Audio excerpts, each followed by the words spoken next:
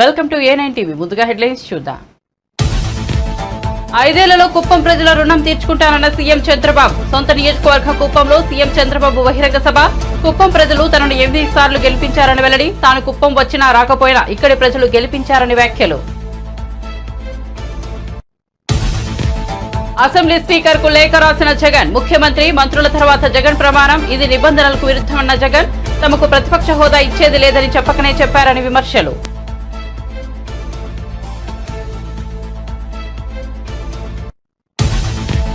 Justice Narasimha Reddy commission రద్దు చేయాలని హైకోర్టులో కేసీఆర్ పిటిషన్. కమిషన్ ఏర్పాటు సహజ న్యాయ సూత్రాలకు విరుద్ధమని పేర్కొన్న కేసీఆర్. బీఆర్ఎస్ హయాంలో నిబంధనల మేరకే విద్యుత్ కొనుగోలు జరిగిందని వెల్లడి.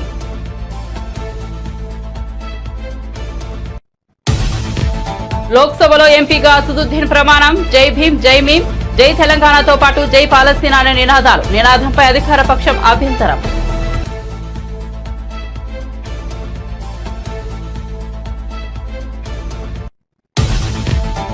జీవన్ రెడ్డిని కోల్పోయేందుకు కాంగ్రెస్ సిద్ధంగా లేదన్న బట్టి విక్రమార్క. జీవన్ రెడ్డి మనస్తాపానికి కారణాలను అధిష్టానం దృష్టికి తీసుకెళ్తామన్న బట్టి కష్టకాలంలో ఉన్నప్పుడు పార్టీని చక్కదిద్దేందుకు కృషి చేశారని కితాబు.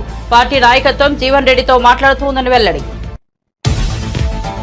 తెలంగాణ బిడ్డగా కిషన్ రెడ్డిని సత్కరించానన్న మంత్రి కోమిటిరెడ్డి. కేంద్ర మంత్రి పదవి చేపట్టినందుకు సత్కరించినట్లు వెల్లడి. తెలంగాణ అభివృద్ధికి సహకరించాలని కోరానన్న కోమిటిరెడ్డి.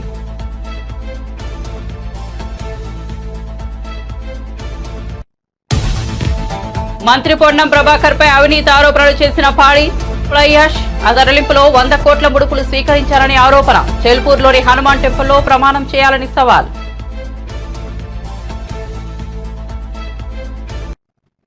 ఇక వార్త వివరాల్లోకి వెళ్తే ఏపీ ముఖ్యమంత్రి చంద్రబాబు సొంత నియోజకవర్గం కుప్పం ఇచ్చేశారు. కుప్పంలో ఏర్పాటు చేసిన భారీ బహిరంగ సభకు చంద్రబాబు హాజరయ్యారు. ఈ సందర్భంగా ఆయన ప్రసంగిస్తూ కుప్పం నియోజకవర్గ ప్రజలకు పాదాభివందనం చేస్తున్నానని వెల్లడించారు. చాలా ఎన్నికల్లో తాను పోటీ చేశారని, ఎమ్మెల్యేగా ఎన్నుకోవడం ఇది 9వసారి అని తెలిపారు. అందులో 8 పర్యాయాలు కుప్పం నుంచే ఎమ్మెల్యే అయ్యానని వివరించారు. ఇక్కడి ప్రజలు తనను తిరుగులేని మెజార్టీతో గెలిపించారని చంద్రబాబు సంతోషం వ్యక్తం చేశారు. కుప్పం వ్యవహారాలు చూస్తున్న ఎమ్మెల్సీ శ్రీకాంత్ కు, మంత్రి మండిపల్లి రాంప్రసాద్ రెడ్డికి, మండల పార్టీ నేతలకు అభినందనలు తెలుపుకుంటున్నట్లు వెల్లడించారు. కుప్పం ముద్దు బిడ్డగానే పుడతాను, మీ సేవ కోసమే ఉంటాను. అలాంటి అరుదైన అనుభవం ఈ నియోజకవర్గం. ఈసారి ఎన్నికలు జరిగాయి. 164 మంది ఎమ్మెల్యేలు గెలిపించారు. వైఎస్ఆర్ కాంగ్రెస్ పార్టీని చిత్తుగా ఓడించారు. 11 సీట్లే గెలిచారు. అంటే ప్రజాస్వామ్యంలో ఎవరైనా సరే విర్ర వీగితే ఇదే గతి పడుతుందని ప్రజలు నిరూపించారని చెప్పి నేను మీ అందరికీ తెలియజేస్తున్నా. కుప్పం నియోజకవర్గం ఉంది, నా సామాజిక వర్గం లేదు గాని ఈ వెనుకబడిన వర్గాలే నా సామాజిక వర్గం. 40 ఏళ్లుగా గెలిపిస్తున్నారు. అందుకే రాష్ట్రంలో 8 మంది కేబినెట్ మంత్రులుగా బీసీలను పెట్టాం. ఇది ఒక చరిత్ర. 24 మందికి 8 మంది బీసీలు ఉండడం చరిత్ర అని చెప్పి కూడా నేను మీకు తెలియజేస్తున్నా. ఈరోజు 4వసారి నేను ముఖ్యమంత్రిగా ప్రమాణ స్వీకారం చేశాను. ప్రమాణ స్వీకారం చేస్తానే పోలవరం పోయాను, అమరావతికి వెళ్లాను, అసెంబ్లీ సమావేశాలు పెట్టుకున్నాం, కేబినెట్ సమావేశం పెట్టుకున్నాం. తర్వాత నాకు ప్రత్యక్ష దేవుళ్ళైన కుప్పం దేవుళ్ళని కలవడానికి ఇక్కడికి వచ్చాను. ఇక్కడి నుంచి ప్రజాక్షేత్రానికి వెళతాను. వెళ్లే ముందు మీ ఆశీస్సులు తీసుకోవాలని, మీ అందరితో కలిసి మాట్లాడాలని, మిమ్మల్ని చూడాలనే ఉద్దేశంతోనే నేను ఇక్కడికి వచ్చాను. నేను ఈరోజు ఒకే ఒక విషయం మీ అందరికీ విజ్ఞప్తి చేస్తున్నాను. నేను మీకు రుణపడి ఉన్నాను. 5 ఏళ్లలో మీ రుణం తీర్చుకుంటానని మరొక్కసారి మీ అందరికీ హామీ ఇస్తున్నా, వాగ్దానం ఇస్తున్నా. అన్ని విధాలా అభివృద్ధి చేస్తాను. భగవంతుడు నాకు ఎంత శక్తి ఇస్తే అంత శక్తిని ఉపయోగించి కుప్పాన్ని అగ్రస్థానంలో పెట్టడానికి ప్రయత్నం చేస్తాను. ఏపీ అసెంబ్లీలో ఎమ్మెల్యేల ప్రమాణ స్వీకారం జరిగిన తీరుపై మాజీ సీఎం జగన్ అభ్యంతరం వ్యక్తం చేశారు. ముఖ్యమంత్రి మంత్రుల తర్వాత తనకు ప్రమాణ స్వీకారం చేసే అవకాశం ఇవ్వడాన్ని ఆయన ఆక్షేపించారు. తమకు విపక్ష హోదా ఇవ్వరాదని ముందే నిర్ణయించుకున్నారా అని ప్రశ్నించారు. ముఖ్యమంత్రి మంత్రుల తర్వాత తనతో ప్రమాణం చేయించడం అసెంబ్లీ నియమావళికి విరుద్ధమని పేర్కొన్నారు. ఈ మేరకు Jagan AP assembly speaker Ayyanna పాత్రుడికి లేఖ రాశారు. విపక్షంలో ఎక్కువ సీట్లు ఉన్నవారికే ప్రతిపక్ష హోదా ఇవ్వాలని చట్టంలో స్పష్టంగా పేర్కొన్నారని జగన్ తన లేఖలో పేర్కొన్నారు. అంతే తప్ప ప్రతిపక్ష హోదా ఇవ్వాలంటే 10% సీట్లు ఉండాలని ఎక్కడా చెప్పలేదని స్పష్టం చేశారు. తెలంగాణ విద్యుత్ కమిషన్ పై బీఆర్ఎస్ అధినేత కేసీఆర్ హైకోర్టును ఆశ్రయించారు. జస్టిస్ నరసింహారెడ్డి కమిషన్ రద్దు చేయాలని కేసీఆర్ రిట్ పిటిషన్ దాఖలు చేశారు. కమిషన్ ఏర్పాటు సహజ న్యాయ సూత్రాలకు విరుద్ధమని పిటిషన్లో పేర్కొన్నారు. బీఆర్ఎస్ హయాంలో నిబంధనల మేరకే విద్యుత్ కొనుగోలు జరిగిందని తెలిపారు. జస్టిస్ నరసింహారెడ్డి మీడియా సమావేశం ఏర్పాటు చేసి మరీ ఏకపక్షంగా వ్యవహరించారని అందులో పేర్కొన్నారు. ఈ పిటిషన్లో విద్యుత్ కమిషన్ జస్టిస్ నరసింహారెడ్డిని కేసీఆర్ ప్రతివాదులుగా చేర్చారు. ఎనర్జీ విభాగాన్ని కూడా ప్రతివాదిగా చేర్చారు.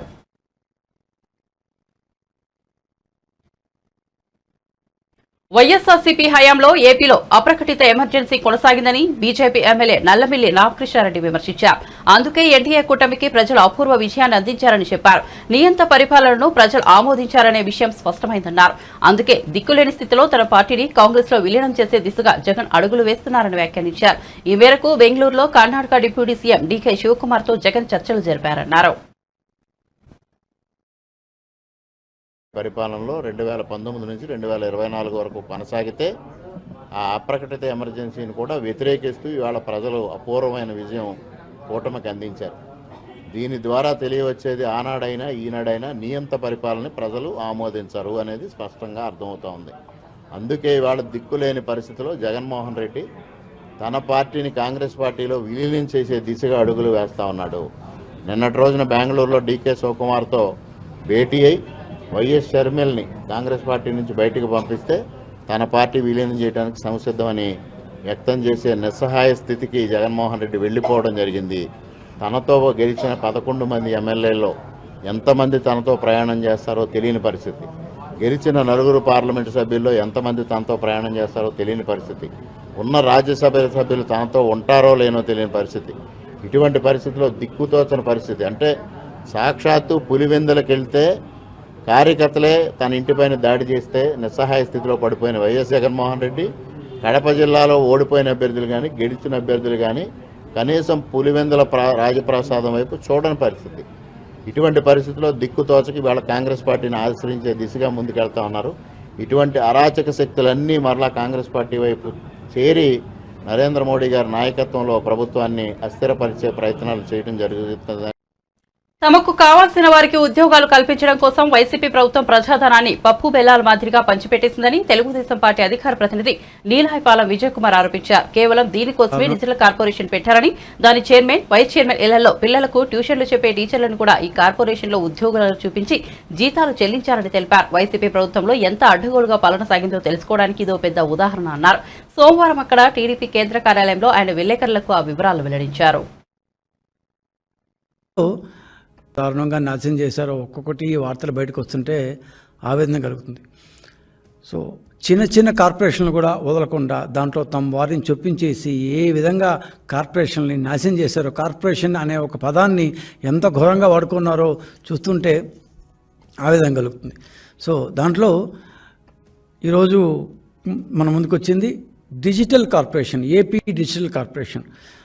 టీడీపీ 2014-19 మధ్యలో కంటెంట్ కార్పొరేషన్ని గవర్నమెంట్ శాఖలకి కంటెంట్ తయారు చేయడానికి ఒక కంటెంట్ కార్పొరేషన్ అంటూ పెడితే దాన్ని వీళ్ళు వచ్చిన తర్వాత 1924 మధ్యలో డిజిటల్ కార్పొరేషన్ లిమిటెడ్ అని పేరు మార్చి దాన్ని ఎంత సంపూర్ణంగా వాడుకున్నారంటే బహుశా ఏ కార్పొరేషన్ని ఇంత ఎత్తున పెద్ద దాంట్లో 50%, 30%, 60% పెడితే దీంట్లో 100% కేవలం తమ వాళ్ళ కోసం, తమ వాళ్ళ చేత, తమ వాళ్ళ కొరకు అంటారే ఆ టైప్లో పూర్తిగా డిజిటల్ కార్పొరేషన్ని వాడుకున్నారు.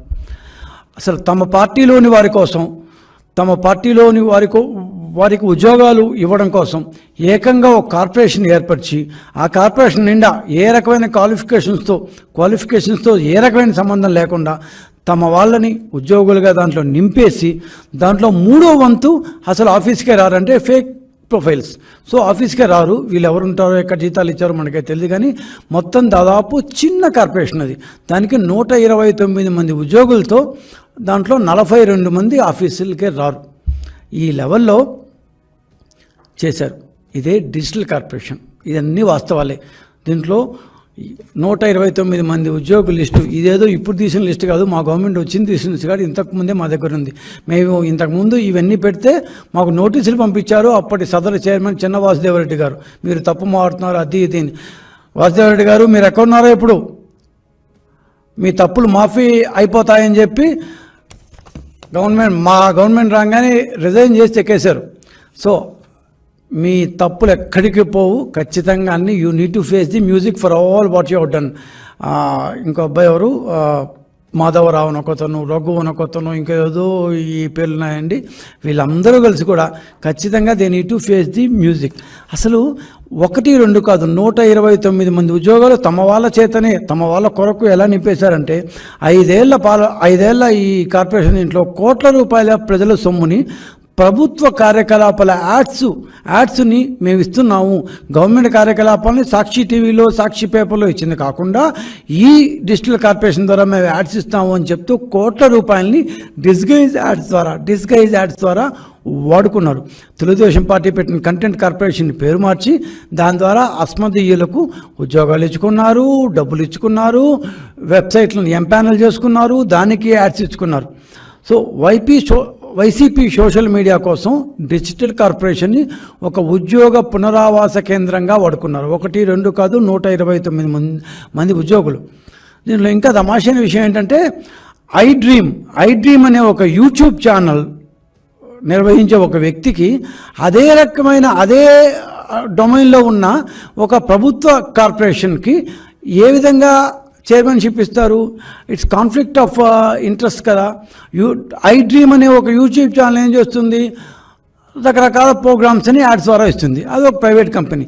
ఇప్పుడు ఈ డిజిటల్ కార్పొరేషన్ ఏం చేసింది, గవర్నమెంట్ ప్రోగ్రామ్స్ని యాడ్స్ ద్వారా ఇస్తుంది.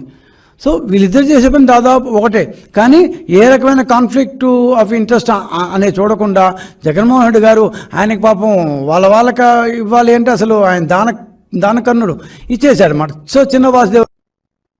తెలంగాణకు చెందిన ఎంపీలు లోక్సభలో ప్రమాణం చేశారు. హైదరాబాద్ ఎంపీ అసదుద్దీన్ ఓవైసీ ప్రమాణ స్వీకారం సభలో దుమారం రేపింది. ఆయన ప్రమాణంపై అధికార పక్షం ఆగ్రహం వ్యక్తం చేసింది. అసదుద్దీన్ ప్రమాణం చేసిన తర్వాత చివరలో జై భీమ్, జై భీమ్, జై తెలంగాణ, జై పాలస్తీనా అని నినాదాలు చేశారు. ఈ నినాదాలపై అధికార పక్షం అభ్యంతరం వ్యక్తం చేసింది. వరంగల్ ఎంపీ కడియం కావ్య తెలుగులో ప్రమాణం చేశారు. ప్రమాణం చివరిలో కావ్య జై భీమ్, జై భద్రకాళి, సేవ్ కాన్స్టిట్యూషన్ అని నినాదాలు చేశారు. ఖమ్మం ఎంపీ రామసహాయం రఘురామరెడ్డి ఇంగ్లీష్లో ప్రమాణం చేశారు. చివరిలో జై హింద్, జై తెలంగాణ, జై సంవిధానాన్ని నినదించారు. బీజేపీ ఎంపీ ధర్మపురి అరవింద్ ఇంగ్లీష్లో ప్రమాణం చేశారు. గోడం నాగేష్, అసదుద్దీన్ ఓవైసీ హిందీలో ప్రమాణం చేశారు. గడ్డం వంశీకృష్ణ, రఘునందన్ రావు, కొండా విశ్వేశ్వరరెడ్డి ఇంగ్లీష్లో ప్రమాణం చేశారు. సురేష్ షెట్కార్, ఈటల రాజేందర్, డికే అరుణ, మల్లు రవి, కుందూరు రాఘవి, చామల కిరణ్ కుమార్ రెడ్డి, బలరాం నాయక్ తెలుగులో ప్రమాణం చేశారు. ఈటెల జై సమ్మక్క సారాలమ్మ అని నినదించారు.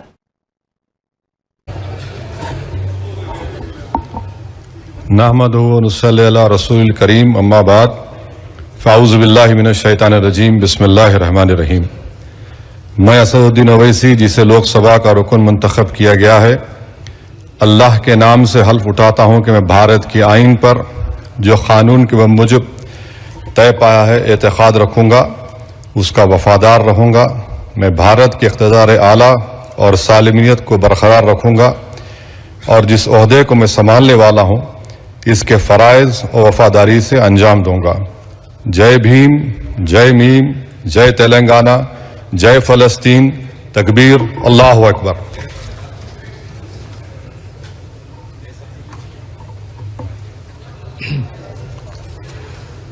श्री कोंड జీవన్ రెడ్డిని కోల్పోయేందుకు తమ పార్టీ సిద్ధంగా లేదని తెలంగాణ ఉప ముఖ్యమంత్రి మల్లుబట్టి విక్రమార్క అన్నారు. జీవన్ రెడ్డి గౌరవానికి భంగం కలగకుండా చూస్తామని స్పష్టం చేశారు. బేగంపేటలోని జీవన్ రెడ్డి నివాసంలో ఆయనతో భేటీ సమావేశమయ్యారు. అనంతరం మీడియాతో మాట్లాడుతూ జీవన్ రెడ్డి మనస్తాపానికి కారణాలను అధిష్టానం దృష్టికి తెస్తామన్నారు. కష్టకాలంలో ఉన్నప్పుడు పార్టీని చక్కదిద్దేందుకు ఆయన ఎంతో కృషి చేశారని గుర్తు చేశారు. తమ పార్టీ నాయకత్వం జీవన్ రెడ్డితో మాట్లాడుతోందన్నారు. పార్టీకి దిశానిర్దేశం చేసేందుకు జీవన్ రెడ్డి లాంటి వారు అవసరమన్నారు. వారు మాకున్నటువంటి సీనియర్ నాయకులుగా మాకు కూడా మార్గదర్శకం చేస్తూ పార్టీని ప్రభుత్వాన్ని నడిపించడానికి వారికి ఉన్నటువంటి ఆ సీనియారిటీ కానీ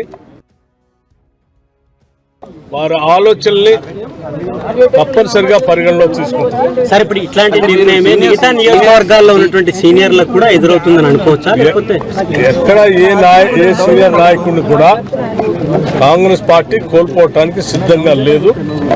కాంగ్రెస్ పార్టీ ఈరోజు ఈ స్థాయిలో ఉందంటే అటువంటి నాయకులందరూ కష్టపడి పోగేస్తేనే ఈరోజు కాంగ్రెస్ పార్టీ రాష్ట్రంలో పాలన చేస్తా ఉంది. కాబట్టి ఏ నాయకులకు కూడా మనస్తాపం గురి అయితే మేమందరం బాధపడతాం.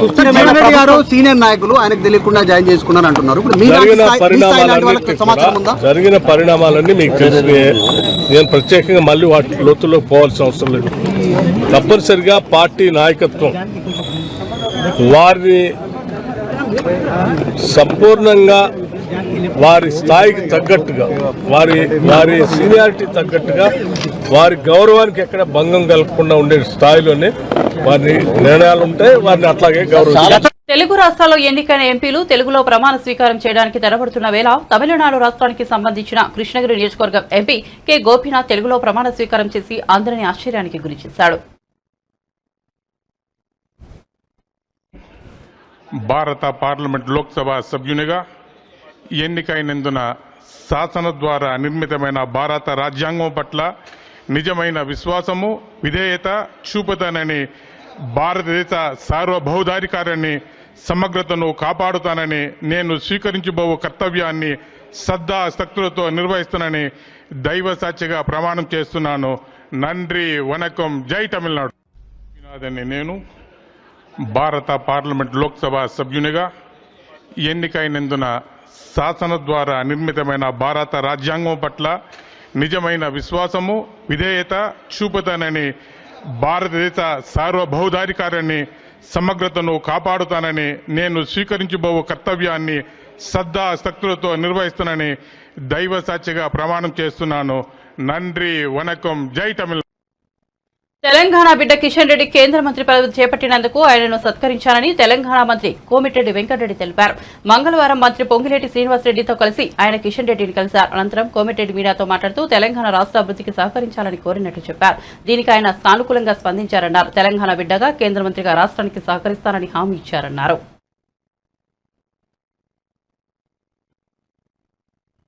ఫ్లైయాస్ తరలింపు విషయంలో మంత్రి పొన్నం ప్రభాకర్ 100 కోట్ల అవినీతికి పాల్పడ్డారని బీఆర్ఎస్ ఎమ్మెల్యే పాడి కౌశిక్ రెడ్డి ఆరోపించిన విషయం తెలిసిందే.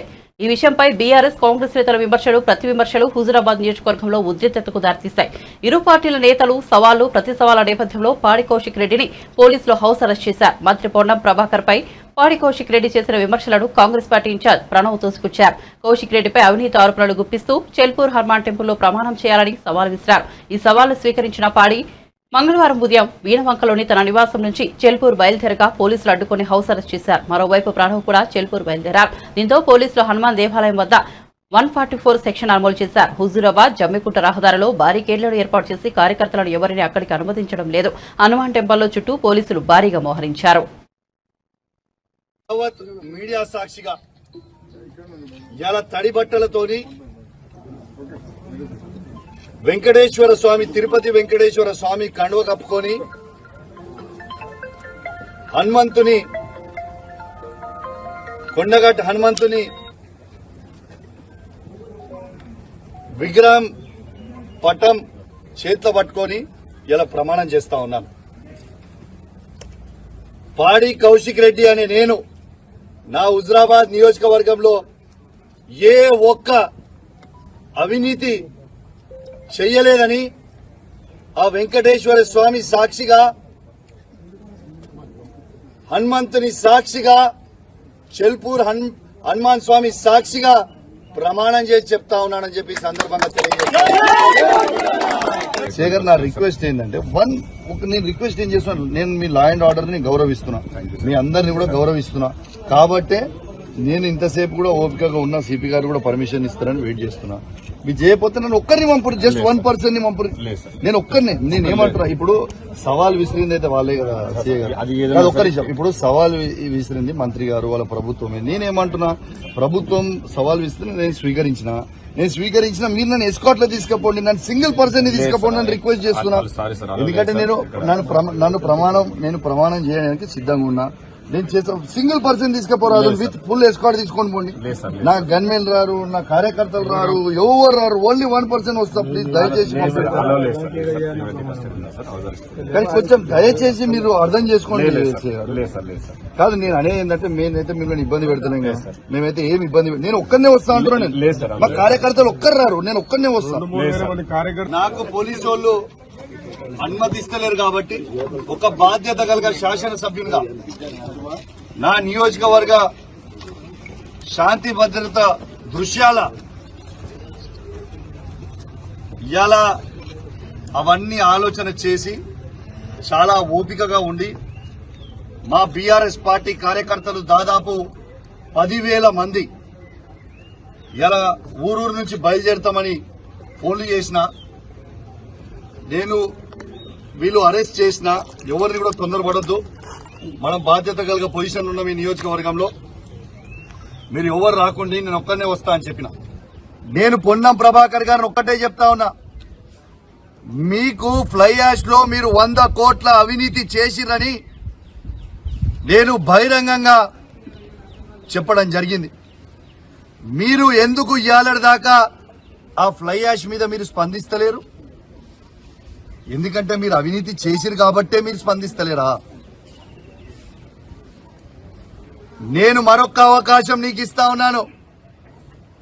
నిన్న చెప్పినా ఇవాళ కూడా చెప్తున్నా, మీ అందరూ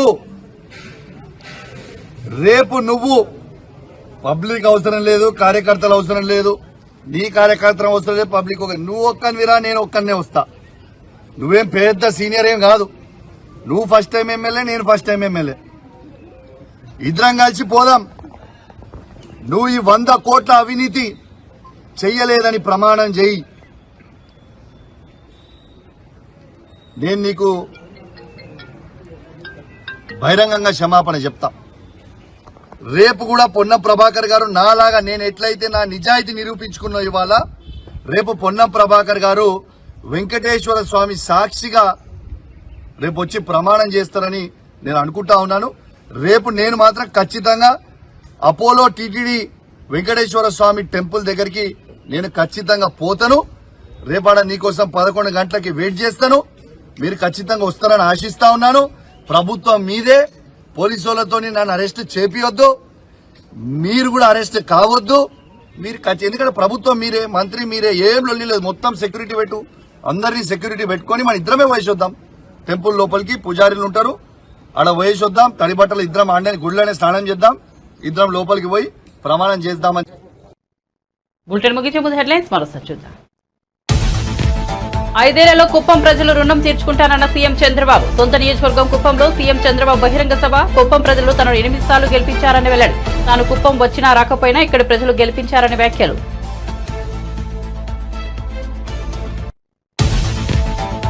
అసెంబ్లీ స్పీకర్ కు లేఖ రాసిన జగన్. ముఖ్యమంత్రి, మంత్రుల తర్వాత జగన్ ప్రమాణం. ఇది నిబంధనలకు విరుద్ధమన్న జగన్. తమకు ప్రతిపక్ష హోదా ఇచ్చేది లేదని చెప్పకనే చెప్పారని విమర్శలు.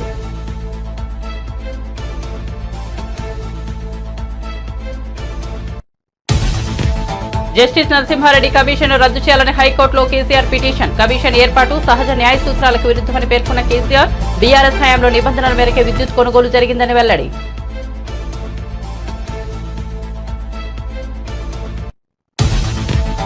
లోక్సభలో ఎంపీగా అసదుద్దీన్ ప్రమాణం. జై భీం, జై భీం, జై తెలంగాణతో పాటు జై పాలస్తీనా అని నినాదాలు. నినాదంపై అధికార పక్షం అభ్యంతరం.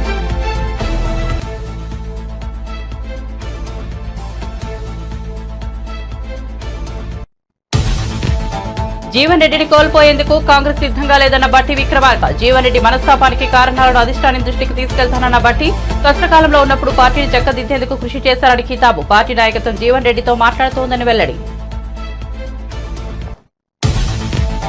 తెలంగాణ బిడ్డగా కిషన్ రెడ్డిని సత్కరించానన్న మంత్రి కోమటిరెడ్డి. కేంద్ర మంత్రి పదవి చేపట్టినందుకు సత్కరించినట్లు వెల్లడి.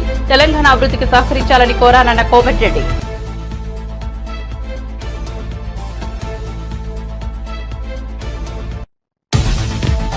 మంత్రి పొన్నం ప్రభాకర్ పై అవినీతి ఆరోపణలు చేసిన పాడి.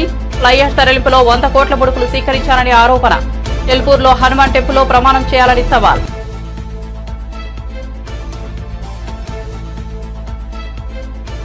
మరిన్ని అప్డేట్స్ కోసం చూస్తూనే ఉండండి A9 TV.